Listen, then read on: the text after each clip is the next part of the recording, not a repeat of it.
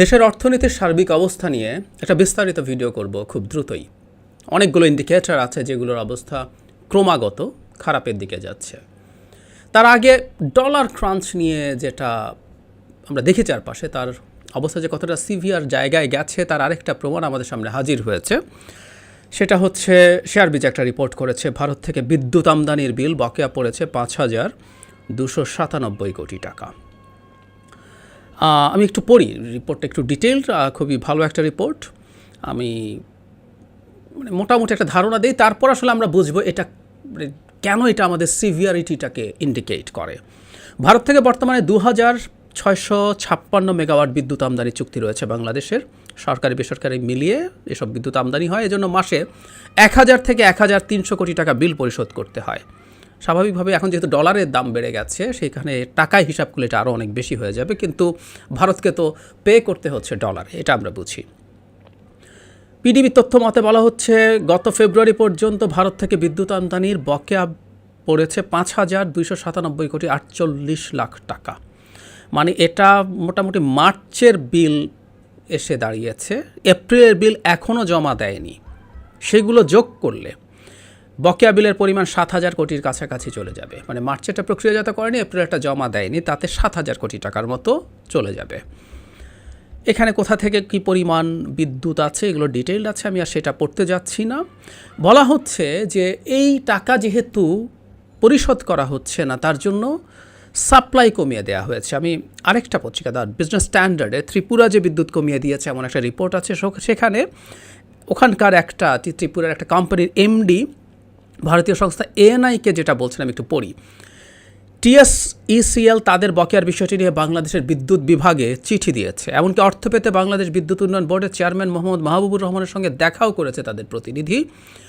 বকেয়া অর্থের বিষয়টি দ্রুত নিষ্পত্তির জন্য কেন্দ্রীয়ভাবে বাংলাদেশের বিদ্যুৎ মন্ত্রণালয়ের সঙ্গে যোগাযোগ করেছে টিএসইসিএল। বকেয়া বেড়ে যাওয়ায় টিএসইসিএলের বর্তমান আর্থিক ব্যবস্থাপনায় প্রভাব পড়েছে, মানে বিদ্যুৎ প্রবাহ সরবরাহ তারা কমাচ্ছেন, এটা বলে দিয়েছে। যদিও বাংলাদেশ থেকে অস্বীকার করা হয়েছে, সেসব বলাই বাহুল্য, এগুলো ফালতু কথা।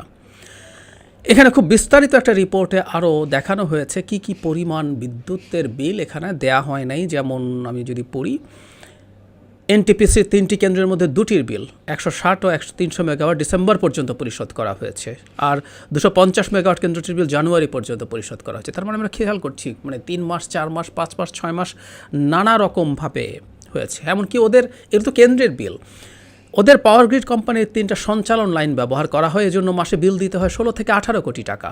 এই 3টা সঞ্চালন লাইনের মধ্যে ত্রিপুরার লাইনটির বকেয়া রয়েছে অক্টোবর থেকে ফেব্রুয়ারি পর্যন্ত 5 মাসের, বকেয়ার পরিমাণ 7,72 লাখ টাকা। বহরমপুরের সঞ্চালন লাইন, এভাবে মোট বকেয়ার পরিমাণ সঞ্চালন লাইনের ক্ষেত্রেও 41,19 লাখ টাকা। পিডিবির কর্মকর্তারা নাম প্রকাশ করার শর্তে বলেন, নাম প্রকাশ না করার শর্তে বলেন, বিদ্যুৎ খাতে চাহিদা অনুযায়ী ভর্তুকি বরাদ্দ দিচ্ছে না অর্থ মন্ত্রণালয়। আবার যেটুকু বরাদ্দ রাখা হচ্ছে তা নিয়মিত ছাড় করা হচ্ছে না। এতে দেশের সরকারি বেসরকারি কেন্দ্রগুলোর পাশাপাশি ভারত থেকে বিদ্যুৎ আমদানির বিলও বকেয়া পড়ছে। আর ভারতের বিলের পুরোটা ডলারে পরিশোধ করতে যায়, টাকার সাম্প্রতিক রেকর্ড অবমূল্যায়নে আমদানি ব্যয় 6.5% বেড়ে যাবে। এছাড়া বকেয়া বিলও পরিশোধ করতে হবে ডলারের নতুন রেটে। এতে বকেয়া পরিশোধে কমপক্ষে 400 কোটি টাকা গচ্চা যাবে। এইরকম ডিটেইলড রিপোর্ট আছে। তার মানে ব্যাপারটা এরকম দাঁড়ালো, আপনি ভারত, মানে এই দেশটা ভারত বলে আপনার সাথে দারুণ সম্পর্ক আছে, ভারতের সাথে খাতির আছে। আবার ভারত যেহেতু আপনাকে ক্ষমতায় রেখেছে, ভারতকে প্রায়োরিটি আপনি দেন, এটা আমরা জানি। কিন্তু ভারতকে প্রায়োরিটি দিলেও আপনি ভারতের বিল দিতে পারছেন না। আবার ভারতও আপনাকে খাতিরও করছে না, বিদ্যুৎ প্রবাহ কিন্তু কমিয়ে দিচ্ছে কিছু করে আপনার উপর চাপ তৈরি করার জন্য, যে না ঠিক আছে, আমার অত্যন্ত কৃতদাস একটা দেশ, একটা ভ্যাসাল স্টেট, করদ রাজ্য, সেই করদ রাজ্যকে একটু ছাড় দেই, ও যেহেতু ক্রাইসিসে আছে, যেহেতু আমার কথা শুনে চলছে না, সেই জায়গায় খুব বেশি ছাড়টার হবে না। ছাড় দিচ্ছে না, কিন্তু না দেওয়ার পরও সরকার টাকা দিতে পারছে না। এই পরিমাণ টাকা, মানে এই মুহূর্তে 7-8 হাজার কোটি টাকা জমিয়ে ফেলেছে, অঙ্কটা বিরাট। তাহলে ব্যাপারটা কি দাঁড়ালো খুব সোজা, যে আপনার সংকটটা তীব্র, ডলারের সংকটটা তীব্র জায়গায় পৌঁছে গেছে, যে আপনি অন্তত এই আন্তর্জাতিক লেনদেনগুলো ঠিকঠাক মতো করে, অনেকগুলো জায়গায় আছে, আমরা তো এর মধ্যে প্রচুর তথ্য জানি, অনেক জায়গায় আপনি বকেয়া রেখে দিয়েছেন, লোন পে করছেন না, শর্ট টার্ম লোনস, আপনি জ্বালানি আমদানি করেছিলেন সেগুলোর জন্য পেট্রোলিয়াম কর্পোরেশন, বিপিসি ইত্যাদি ইত্যাদি, পেট্রো বাংলা, এদের বকেয়া আছে।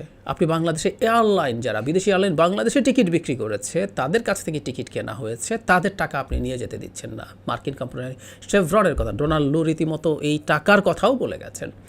সো আপনি আপনার ডলার আসলে এমনভাবে ধরে রাখছেন, তার মানেটা হচ্ছে ডিজাস্টার খুব ভয়ঙ্কর পর্যায়ে চলে গেছে। আর আমরা অনেকেই জানি নিশ্চয়ই, আমাদের অনেকগুলো কুইক রেন্টালের সাথে আপনি আসলে চুক্তি করেছিলেন বিদেশি মুদ্রায় পরিশোধ করবেন, কারো সাথে বিদেশি মুদ্রার হিসাবে টাকায়।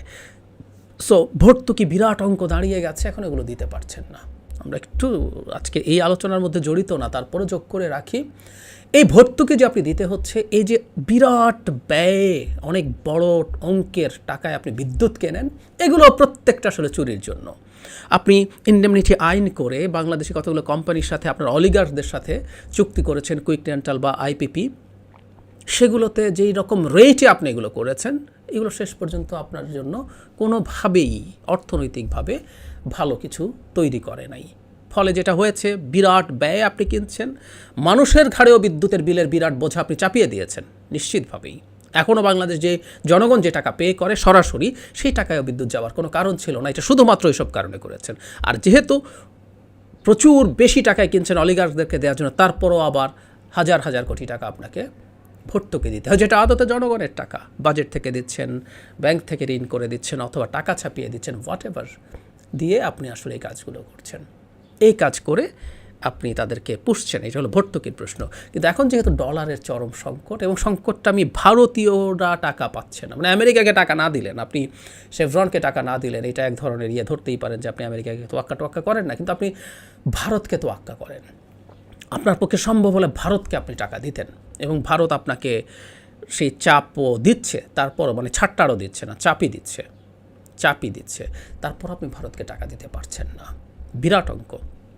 এতে খুব স্পষ্ট কত বিভৎস সংকটে আসলে আপনি আছেন। আমরা তো এগুলো দীর্ঘদিন থেকে বুঝেছি, কিন্তু সরকারের লোকজন বিভিন্ন সময়ে এসে, না একটু চাপ আছে, সব ঠিক হয়ে যাবে, এই ধরনের কথাবার্তা যে বলছেন, আচরণটা বলে না। সুতরাং আপনি রোগ লুকাতে চাইতে পারেন, মুখে অস্বীকার করতে পারেন, কিন্তু আপনার এত উপসর্গ চারদিকে হাজির হচ্ছে ক্রমাগত, তাতে বোঝা যায় ডলার ক্রাইসিসটা আপনাকে শেষ করে দিতে যাচ্ছে খুব দ্রুতই।